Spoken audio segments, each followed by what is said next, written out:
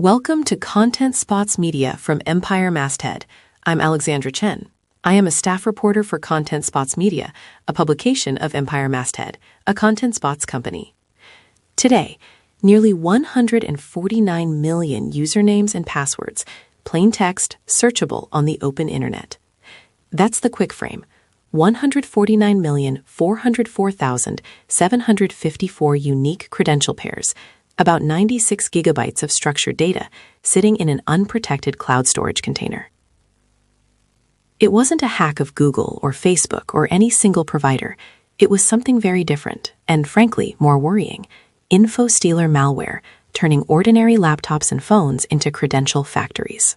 Yeah, and Alex, when you say InfoStealer, that term, people hear it and they think some niche thing. But these are purpose-built programs that harvest logins, cookies, autofill, even keylogger output, and then they offload that data in bulk. Jeremiah Fowler, working with ExpressVPN, traced this particular trove to a public storage container. He found InfoStealer signatures, keylogger artifacts, reversed host paths, and device identifiers, basically the fingerprints of automated harvesting.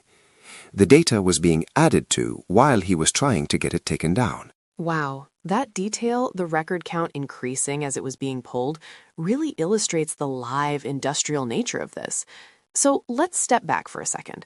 Why does this matter to our listeners, knowledge workers, small business owners, journalists, policymakers? Because credentials aren't just stolen in headline-making corporate breaches anymore. In 2024, analysts estimated that about 75% of 3.2 billion stolen credentials, roughly 2.1 billion, came from InfoStealer malware rather than classic database hacks. That's from Forbes reporting. That shift changes how we need to think about personal security. Right, and those numbers help explain the composition of the leak. Fowler's breakdown estimates include roughly 48 million Gmail logins, about 17 million Facebook, 6.5 million Instagram, around 4 million Yahoo Mail, 3.4 million Netflix accounts, and smaller but consequential counts, Outlook, iCloud, TikTok, even Binance and OnlyFans. There are also .edu and .gov addresses in the set. That's not hypothetical risk. Those credentials can be used for account takeover, identity theft, fraud, and yes, blackmail in sensitive cases. The scale is what makes it dangerous. So, Marcus, quick question. How does an InfoStealer actually get onto a device? What are the typical entry points? The short answer is lots of ways. Phishing is still huge, malicious attachments, links that masquerade as invoices or shared documents, drive-by downloads from compromised sites. And then there's malware as a service. Operators can rent or buy InfoStealers, distribute them via spam runs or fake installers, and scale harvesting without in-house development. The malware runs quietly, extracts cookies, saved passwords, clipboard content, and sometimes keystrokes, and then it exfiltrates everything to a collector that feeds marketplaces, or, like in this case, public storage if misconfigured. It's an industrial pipeline. Industrial, like a factory. Right. And listeners, that's the nut graph. This leak isn't an anomaly. It's a visible symptom of a larger economy where credentials are constantly harvested from end-user devices and then traded, resold, or dumped. Jeremiah Fowler's find gives us a rare, public look inside that production line. Exactly, and there are concrete immediate risks. If your email login is in that 48 million Gmail entries, attackers can reset linked services, intercept two-factor codes, or pivot into corporate systems if you reuse passwords. Even if a particular password seems low value, say a streaming subscription, credential reuse can make it a domino. That's how small compromises become big incidents. Okay, breathe. Let's pivot to the what you can do part. Specific, prioritized steps people listening can take right now. First, passkeys and multi-factor authentication should be at the top of the list. Passkeys and hardware-backed authentication reduce reliance on passwords entirely. Multi-factor authentication, ideally with a hardware token or authenticator app rather than SMS, adds a critical second barrier. Yes, and add device hygiene, run reputable anti-malware scans, patch your OS and apps, uninstall software you don't use, and be cautious about opening attachments or running unknown executables.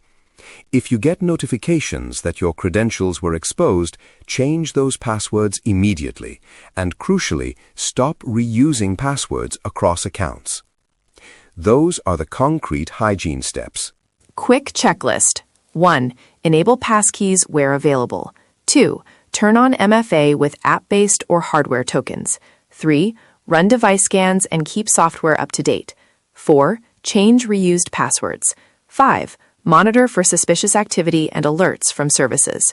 Short and actionable. Short and actionable. Good. And to add one more, consider reducing stored credentials in browsers and desktop clients. Info stealers look for autofill data and cookies. That's often how sessions are hijacked. Right, and I want to underline something important for our policy and business listeners. This incident wasn't a single corporate failure, so much as an ecosystem problem. Misconfigured cloud storage made the collection visible, but the underlying supply, info stealers and malware as a service, requires cross-sector responses, better endpoint protections, stronger authentication defaults from providers, and clearer responsibilities for cloud security. Totally. The forward look here is that passwordless and hardware-backed authentication are where the industry needs to move. They're not a silver bullet, but they materially reduce the value of credential dumps. And for defenders, investing in endpoint detection that looks for exfiltration patterns, keylogger artifacts, and unusual collection behavior will be increasingly important. We'll have follow-ups with resources and links in our episode notes, guidance on passkeys, recommended MFA approaches, and how to run reputable device scans. But to close, this 149 million credential trove is a warning shot. Not a single breach, but a system, an underground factory of stolen logins. That's serious. It should make you act. It shouldn't make you panic. Empowerment, right? Empowerment. You can reduce your personal and organizational risk dramatically with prioritized changes. And keep an eye on credible reporting. Jeremiah Fowler's work helped surface this. Researchers doing defensive work need support and prompt mitigation pathways. We need more of that, honestly. Absolutely. This is Alexander Chen for Content Spots and Empire Masthead. Stay vigilant, enable better authentication, clean your devices, and we'll keep reporting. Marcus, thanks for breaking this down with me.